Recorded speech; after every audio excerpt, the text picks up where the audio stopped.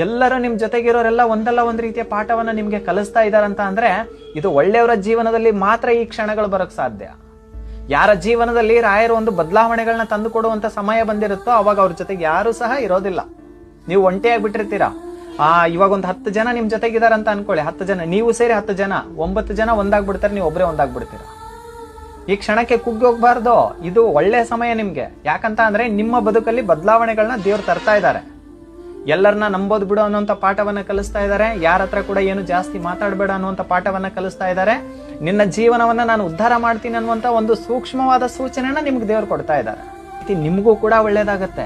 ತಾಯಿ ತರ ಬಂದು ನಿಮ್ ಕಣ್ಣೀರ್ನ ಒರೆಸುವಂತ ಊಟವನ್ನು ಸಹ ರಾಯರು ಪ್ರೀತಿಯಿಂದ ನಿಮ್ಗೆ ಮಾಡಿಸ್ತಾರೆ. ಇದು ಸುಳ್ಳಲ್ಲ, ಇದು ಸತ್ಯವಾಗ್ಲೂ ಹೇಳ್ತಾ ಇದ್ದೀನಿ.